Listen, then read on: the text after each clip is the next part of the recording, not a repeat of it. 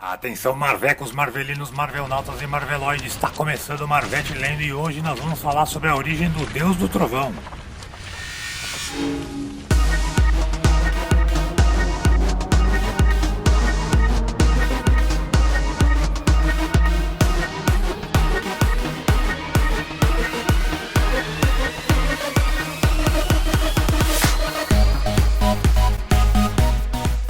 O poderoso Thor, personagem da mitologia nórdica, foi trazido para as páginas dos quadrinhos por Stan Lee e Jack Kirby em 1962, na revista Journey into Mystery.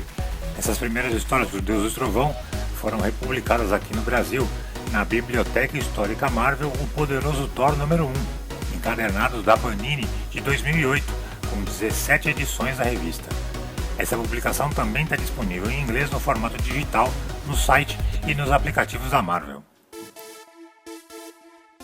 A primeira aparição do Thor ocorre na revista Journey into Mystery número 83. Em férias na Noruega, o médico americano Donald Blake testemunha a chegada de uma raça alienígena com seres de pedra.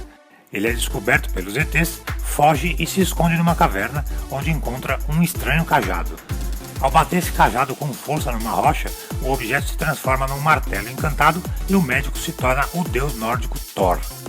Ele enfrenta os seres de pedra que fogem com medo de encontrar outros poderosos seres aqui na Terra.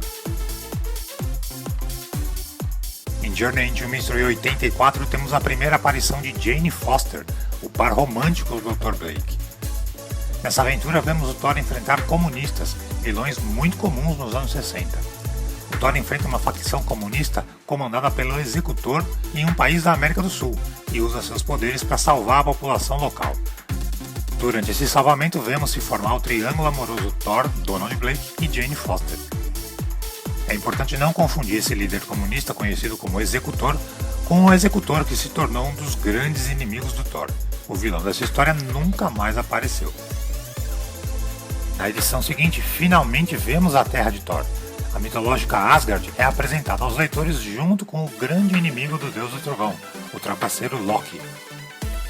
Toda a mitologia nórdica é mostrada nessa história, a ponte do arco-íris, Balder, Loki, Thor e até um relance de Odin. Outra característica importante é que fica muito claro que Thor é um herói divindade e não um herói criado pela ciência. Seus poderes, assim como os de Loki, são surpreendentes perto do que podiam fazer o Quarteto Fantástico e o Hulk e os outros heróis da época. Na edição seguinte, Thor viaja para o espaço e enfrenta Zarko, que vive em um futuro onde só existe a paz e não há mais nenhum tipo de armamento. O vilão decide voltar ao passado e roubar uma arma para levar para o seu tempo e conquistar o mundo, mas ele encontra Thor, que persegue Zarko até o futuro para impedir a realização desse plano. Nessa história, fica estabelecido que se o Thor soltasse seu martelo Mjolnir por mais de 60 segundos, ele voltava a ser Donald Blake. Na sequência temos a revista Journey into Mystery 87 com uma história bem mais fraca, mostrando Thor novamente enfrentando comunistas. O problema é que Thor estava sendo estabelecido como uma divindade muito poderosa e ver um deus enfrentando mortais fica muito estranho. Nem mesmo o argumento da hipnose funciona. Felizmente, Thor voltaria ao núcleo Asgard, deuses e poderes na edição seguinte com a história A Vingança de Loki. Odin aparece mostrando que sabe o real perigo que o Loki traz consigo. Mas Loki é um deus super poderoso e não apenas um super vilão. Ao descobrir que Thor se transforma novamente em Donald Blake, quando não está com o martelo Mjolnir, ele traça um plano envolvendo Jane Foster e quase tem sucesso. Nessa aventura vemos Loki transformar humanos em nada, carros em doces e ainda aprontar para cima de exércitos. As histórias com Loki enfrentando Thor são muito mais interessantes e vão trazendo os elementos mitológicos de Asgard vagarosamente para os leitores. Depois temos uma história dispensável com Thor enfrentando meros mortais novamente e um destaque mostrando Jane Foster sonhando ser a esposinha de Thor e fazendo todos os trabalhos domésticos, algo que deixaria qualquer mulher moderna enlouquecida. A edição 90 traz outra história com alienígenas, onde vemos Thor usando seus poderes de Deus do Trovão para manipular as condições atmosféricas e criar uma tempestade para descobrir onde estava o seu inimigo invisível, além de mais um pouco do desenvolvimento do romance oprimido entre Donald Blake e a enfermeira Jane Foster.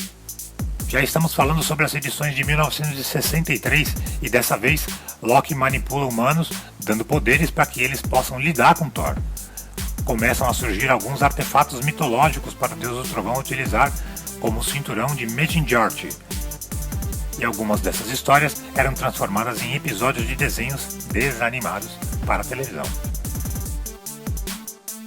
Continuando com a disputa Thor vs Loki, na edição 92, o maquiavélico irmão do Deus do Trovão, aprisionado em Asgard por Odin, consegue manipular as coisas na Terra para tentar se libertar, mas é impedido por Thor e o seu pai. Mais uma interessante história, apesar de alguns exageros, como o martelo de Thor sendo atraído da Terra até Asgard por forças magnéticas. Na edição 93, finalmente temos outro personagem importante aparecendo, o Homem Radioativo. Thor lutava contra militares chineses que ficam furiosos e exigem de seus cientistas uma arma para derrotar o herói. Um deles acaba sendo irradiado com energia e se torna o Homem Radioativo. O novo supervilão vai a Nova York e enfrenta o Deus do Trovão, chegando até a hipnotizar o herói, mas no fim, depois de uma certa tensão para Donald Blake conseguir alcançar Mjolnir no fundo do rio e voltar a se transformar em Thor, o herói consegue mandar o Homem Radioativo de volta para a China. Na sequência temos outra história, dessa vez não tão boa, de Thor enfrentando Loki. Thor perde a memória e acaba ajudando seu irmão louco, ameaçando a própria Terra. Nessa passagem, vemos Odin apagando a memória dos humanos, para que eles esqueçam os transtornos causados pelo Deus do Trovão enquanto estive sem consciência. Na edição 95, Thor enfrenta um cientista que descobre como duplicar os humanos, mas acaba duplicando o próprio Thor. Os clones criados assumem sempre a personalidade oposta do ser original, e enquanto Thor enfrenta sua contraparte malvada, o cientista acaba duplicando a si próprio, criando uma cópia boazinha, enquanto o original malvado cai de uma ponte.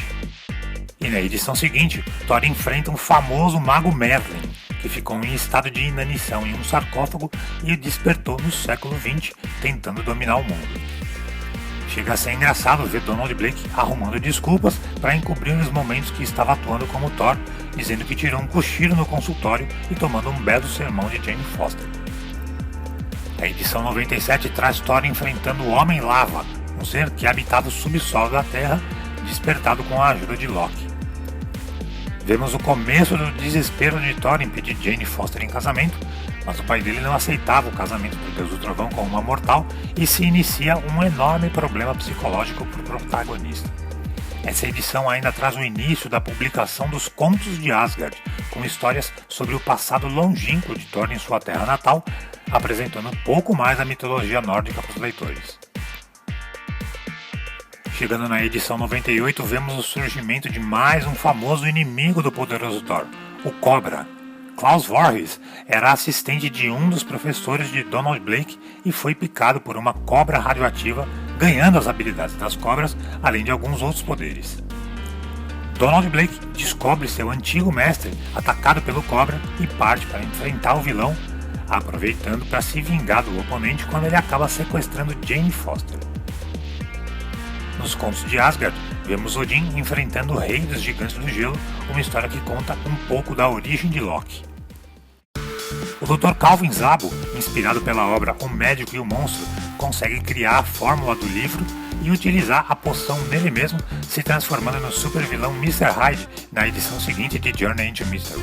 Agora com uma força descomunal, Mr. Hyde decide eliminar um de seus grandes desafetos, o Dr. Donald Blake. Só que o médico andava ocupado como Thor, tentando mais uma vez convencer Odin a deixar ele se casar com Jane Foster. Quando volta para a Terra, Blake é surpreendido por Mr. Hyde e quase morre ao ser jogado do prédio.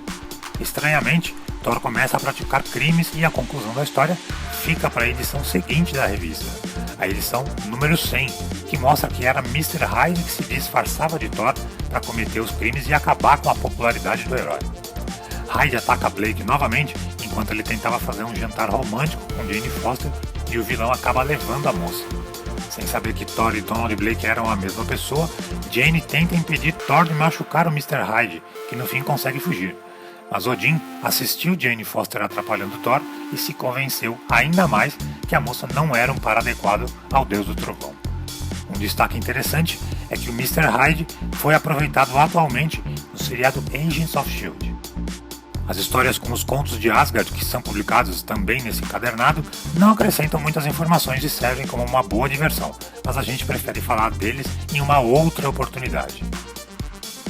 E é isso aí, se você gostou desse vídeo, deixe o seu like, seus comentários, sugestões e críticas, assine o nosso canal, visite o nosso site marvelcrono.blogspot.com.br e não deixe de acompanhar as novidades do maior projeto brasileiro de organização cronológica das histórias da Marvel.